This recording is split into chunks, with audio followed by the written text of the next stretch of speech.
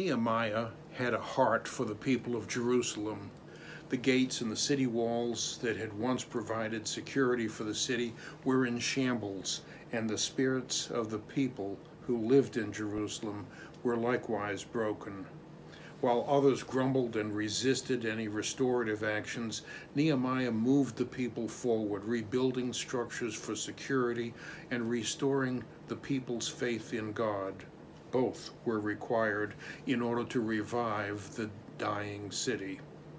The nation in which we live today bears some resemblance to Jerusalem at the time of Nehemiah. Our borders are porous, leaving us feeling somewhat insecure. Grumbling and division destroy the morale of our people, and as a nation, our faith in God has grown faint.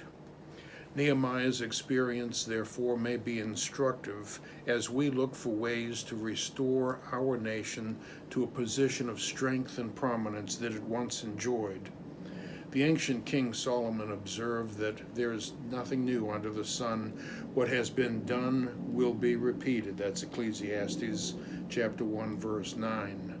So let's consider what worked for Nehemiah and the people of Jerusalem in Nehemiah's time, because perhaps that will have application for us today. The book of Nehemiah is Nehemiah's personal account of the reconstruction that took place in Jerusalem more than 100 years after the city had been destroyed, ransacked by the armies under the command of King Nebuchadnezzar. The destruction occurred when God had removed his protective mantle because the people had drifted hopelessly away from God's influence. After long lying in ruins, the reconstruction process began. Rebuilding the city was repeatedly stalled, spanning many years before it reached completion. And during the rebuilding phase, God spurred several Persian kings to lend their support. King Cyrus, for example, was the first Persian king to authorize displaced Jews to return to Jerusalem in order to begin the reconstruction work there. God's plan for restoration had been set well in advance. The Persian king Cyrus was specifically named in prophecy that preceded by a century the actual proclamation that took place. The prophet Isaiah had foretold Cyrus would say of Jerusalem, "Let it be rebuilt," and of the temple, "Let its foundations be laid." That's Isaiah chapter 44, verse 28.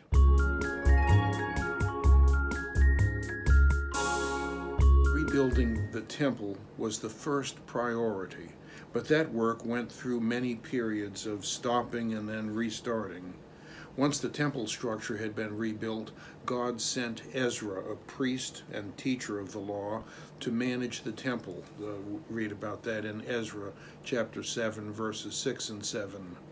Ezra recruited personnel for the temple and began the re-education process, teaching God's principles for living. Reports of the painfully slow progress in restoring the city of Jerusalem reached Nehemiah, who was in exile in Persia. As a displaced Jew, hearing about the brokenness and defenseless state of Jerusalem, Nehemiah felt the pain and despair of its residents. He was led to act, and the Persian king Artaxerxes provided assistance. The king granted permission for Nehemiah to travel to Jerusalem. The king provided building materials for the project, and he authorized military troops to maintain security during the trip to Jerusalem. We read about that in Nehemiah chapter 2, verses 7 through 9. Upon arrival in Jerusalem, Nehemiah found a multitude of problems. Enemies of Jerusalem threatened attack. That's Nehemiah 4, 7, and 8. The self-confidence of the residents was weak. See Nehemiah chapter 4, verse 10. And the ruling elite was imposing a crushing tax burden on the people. See Nehemiah chapter 5, verse 4. Then the enemies of Jerusalem began a disinformation campaign falsely accusing Nehemiah of a nefarious insurrection scheme. Read about that in Nehemiah chapter 6, verses 5 and 8. Despite the challenges, Nehemiah persisted in rallying the people. Through coordinated hard work and mutual defense efforts, the city walls and gates were reconstructed, restoring security for the residents of Jerusalem. The temple had been rebuilt and the city walls restored, but the people remained broken-spirited. Something more was required. That's when the city's governor, Nehemiah, and the temple priest, Ezra, worked together to restore people's spirits.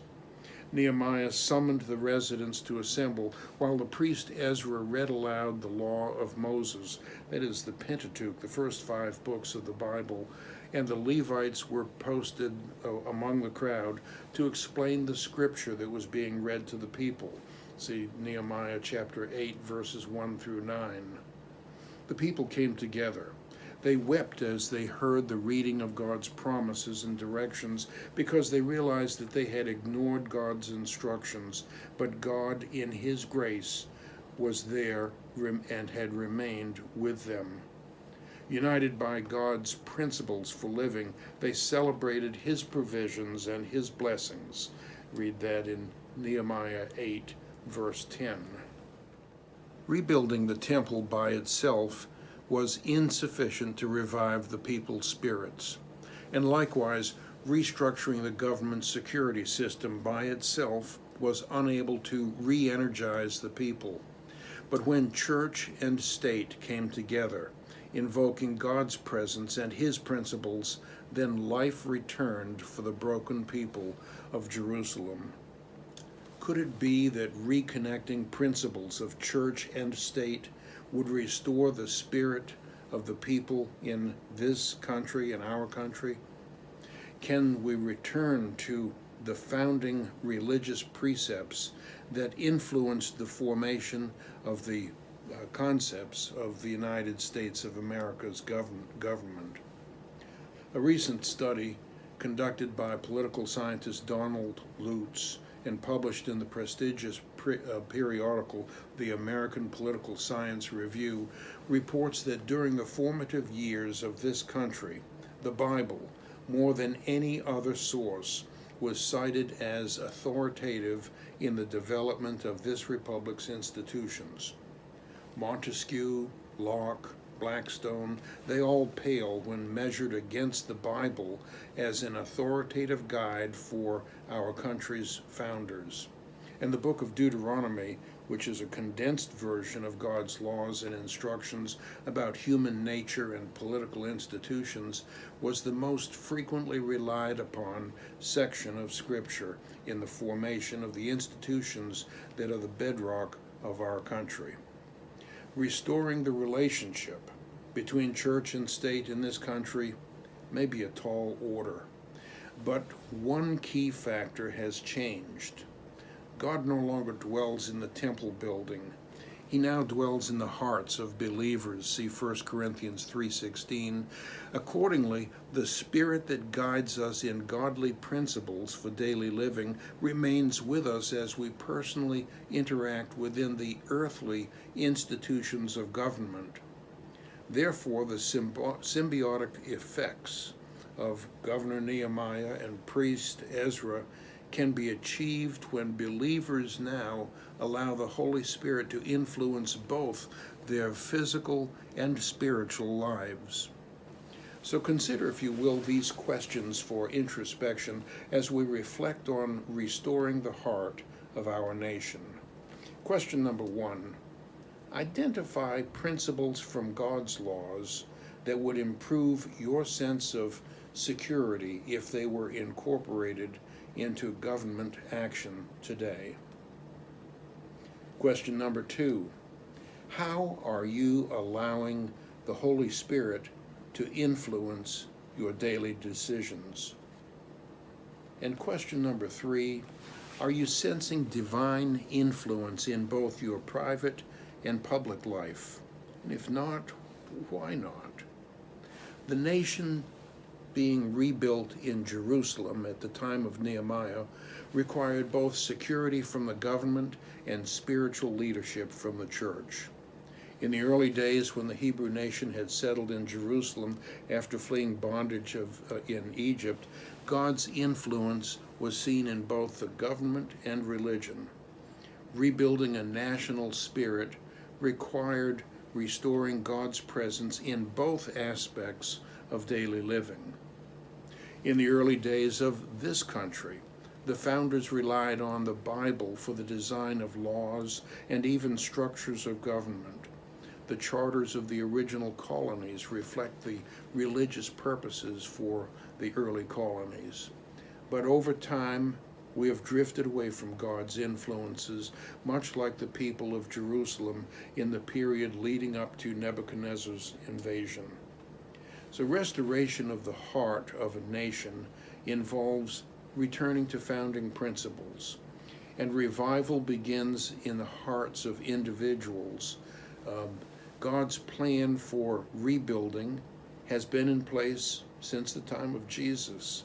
Since then, believers have been equipped with the Holy Spirit to influence their spiritual relationship with God, as well as their social relationships with other people. Jesus promised the guidance of the Holy Spirit that would unite people as kingdom citizens. Take a look at John chapter 14, verses 15 through 21. Restoration of the heart of a nation begins within the hearts of its people who are guided by the Holy Spirit.